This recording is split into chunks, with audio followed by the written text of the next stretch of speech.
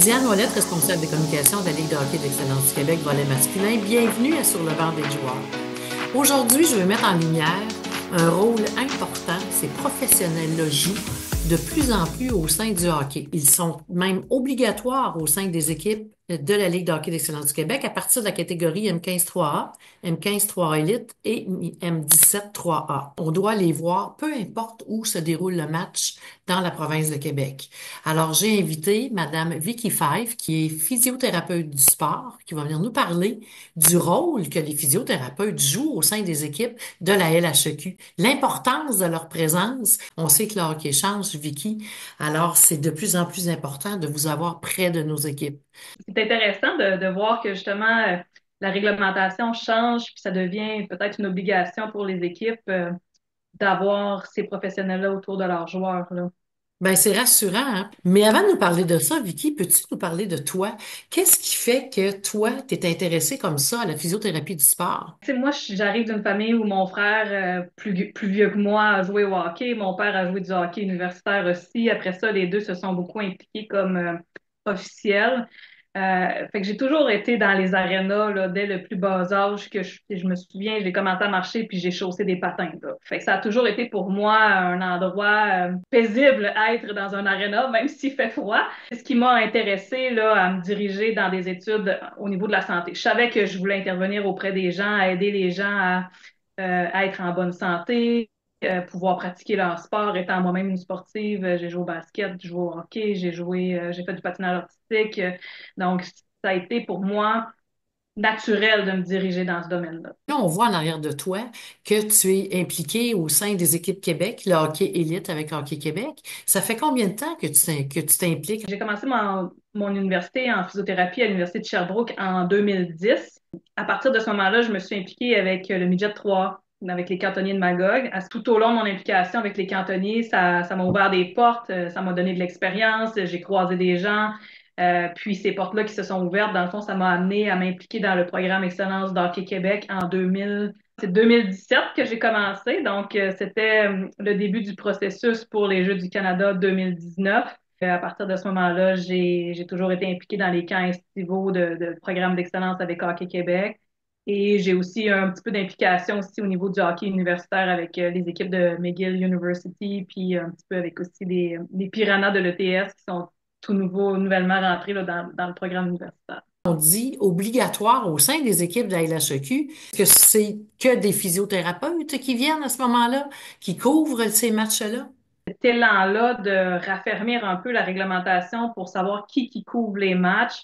Il y a Football Québec qui a été des pionniers là-dedans parce qu'ils se rendaient compte que c'est bien d'avoir quelqu'un sur les lignes, oui, mais pas n'importe qui parce qu'il y a des décisions qui doivent se prendre en bonne et due forme pour la santé des joueurs pour permettre le retour au jeu de façon sécuritaire et éviter des séquelles à long terme. Dans les instances, dans les différentes fédérations, les décisions d'augmenter puis de serrer un peu la vis, c'est qu'il y a eu probablement des incidents malheureux où la prise en charge n'a peut-être pas été optimale. Puis finalement, ben, c'est l'athlète en bout de ligne qui a souffert et qui a jamais peut-être retourné au jeu, là. Plus on monte dans le triple lettre, plus on monte en catégorie aussi. La réglementation va dire oui, un technicien, un technologue en physiothérapie peut être adéquat, mais il doit être chapeauté par un physiothérapeute et ou médecin, ou aussi un thérapeute athlétique. C'est différent aussi, là, ça c'est un autre sphère, mais le thérapeute athlétique va être équivalent un peu à un physiothérapeute. Un peu les premiers répondants, dans le fond. Tout à fait, tout à fait. Il existe vraiment une formation qui s'appelle Premier répondant sportif qui démontre comment bien plancher une personne, comment bien stabiliser des fractures, comment bien arrêter les segments. Ça, honnêtement, c'est un must. Que ce soit un technologue, que ce soit un physiothérapeute, que ce soit un thérapeute athlétique, ça devrait être de base. On devrait tous se reformer aux 3 ans dans cette formation-là pour se permettre de justement être à un niveau adéquat là, vis-à-vis de toutes ces blessures-là. Ouvrir le hockey d'excellence, le hockey, le hockey triple lettre, comme le nommais tantôt, qu'est-ce que ça demande au juste à un thérapeute ou un physiothérapeute quand vous êtes à suivre ces matchs-là? Premier aspect qui est hyper important, c'est d'être un bon communicateur. Dans le sens que tu es sur le banc avec les joueurs, mais tu es aussi sur le banc avec le personnel entraîneur. Donc, autant la préparation d'avant-match que pendant le match, que après le match, pour s'assurer que l'événement se déroule bien, la partie se déroule bien, que ce soit un tournoi, que ce soit un camp d'entraînement ou peu importe, c'est de bien communiquer qu'est-ce qui se passe avec les athlètes. Moi, ma fonction à moi, c'est de m'occuper de la santé des athlètes. Dans mon idéal, là, c'est que chaque équipe a son ou ses deux thérapeutes pour couvrir la saison, puis ils vont s'alterner. Donc, les thérapeutes connaissent les joueurs. En début de saison, il devrait y avoir au moins, au minimum, un questionnaire santé pour savoir un peu, ben, tu sais, le joueur a-t-il déjà subi des commotions cérébrales? Est-ce qu'il a déjà subi, tu sais, une fracture de la clavicule? Pour savoir un peu le portrait global du joueur. Puis, ce questionnaire-là devrait suivre la trousse de premiers soins de l'équipe. Donc, si jamais tu as un thérapeute qui vient remplacer parce que les deux thérapeutes habituels sont pas là, ben, il est capable de feuilleter un petit peu s'il y a un joueur qui se blesse, de dire ouais, il y a déjà eu tel antécédent. Ah, OK, bon, ben, ça va expliquer, des fois, ça va changer un peu le plan d'intervention, là. Mais j'imagine que vous avez des émotions aussi à gérer à travers tout ça quand on parle de blessures, puis que là, le parent doit venir pour nous aider. On Toujours, on s'entend. a toujours des émotions, soit l'émotion du joueur, nos propres émotions face à la blessure, l'émotion de l'équipe, l'émotion du personnel entraîneur, l'émotion du parent. Puis évidemment, ben, le premier à gérer les émotions, c'est le joueur comme tel, parce que tu sais, Ouais. les athlètes, ils donnent tellement corps et âme que il y en a qui vont subir leur première blessure, puis ils vont être rendus quand même assez tard dans leur parcours. Donc, subir une première blessure qui va peut-être les mettre à l'écart du jeu, c'est dur à gérer pour un athlète, là. On est là pour ça aussi. Ça fait assez longtemps que tu es là, donc tu as connu les changements de règlement, la façon dont le jeu se déroule. Est-ce qu'il y a des blessures qui sont apparues qui n'étaient pas là avant? Maintenant, le hockey, ça se joue 12 mois par année. Pas beaucoup de pauses, toujours les mêmes muscles qui sont sollicités, les mêmes positions, c'est de la surcharge, c'est de la répétition. Donc, ce qu'on voit beaucoup arriver de nos jours en clinique ou même avec nos athlètes, c'est des blessures un peu de surcharge, tendinite. Tout ce qui est problème de dos pour un jeune de 13-14 ans, c'est plus rare qu'on voit ça dans les camps d'été. C'est vraiment ça notre cheval de bataille, je dirais, de pouvoir d'aller chercher l'équilibre puis d'éduquer les athlètes, parents, préparateurs physiques, entraîneurs, parce que ça fait partie quand même d'une culture, d'éduquer que le repos est quand même hyper important. La surcharge, la surspécialisation hâtive dans un sport, ça devient plus problématique à ce niveau-là. Au niveau de la LHEQ, les challenges commencent dans le prochain mois. Est-ce qu'il y a une équipe qui est déjà déterminée? Comment ça fonctionne? Au niveau équipe Québec, il y a deux équipes qui vont être envoyées au mois de novembre, là, la fin de semaine du 8 novembre pour le challenge qui a lieu à Saint-Augustin. La façon que ça fonctionne, nous, dans le programme Élite, c'est que chaque équipe a un thérapeute. C'est un peu ça la réglementation qui est demandée de toute façon.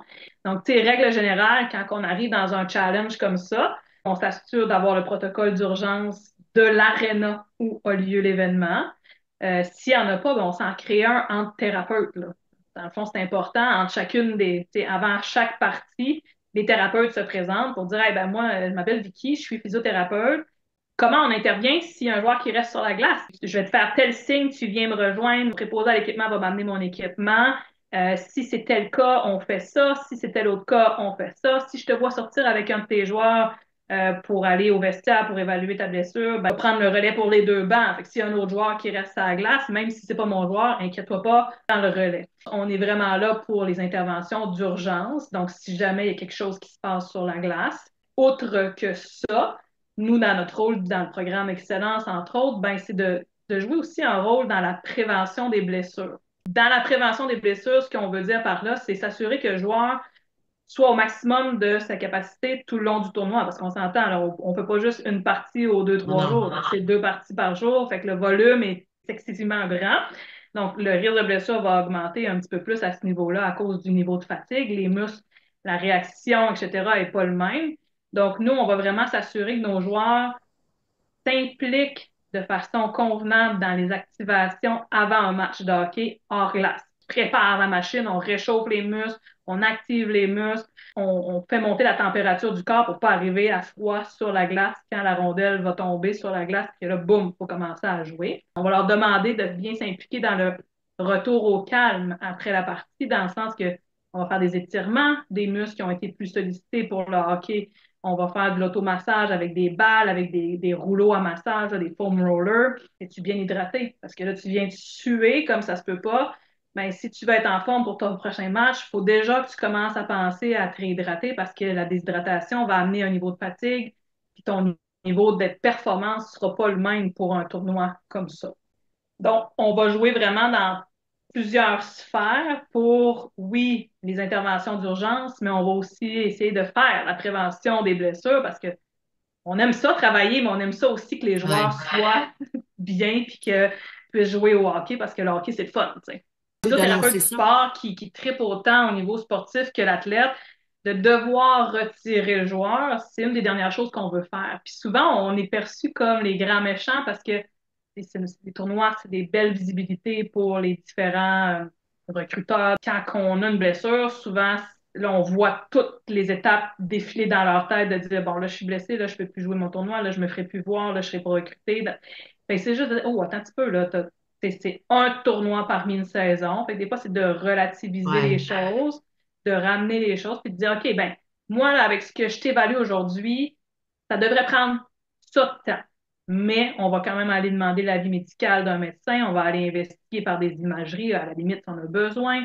Puis ta job à toi, ben, c'est de participer fort dans ta réadaptation après ça en clinique avec ton thérapeute. Parce que ne cachera pas, si tu restes assis à rien faire, il ne se passera pas grand-chose. On n'est pas là pour juste retirer le joueur pour le plaisir, c'est qu'il y a un risque pour sa santé quand on est rendu à retirer le joueur, là. Dans un challenge comme ça qui s'en vient, Vicky, c'est quoi que tu aimerais dire aux parents et aux athlètes, aux joueurs?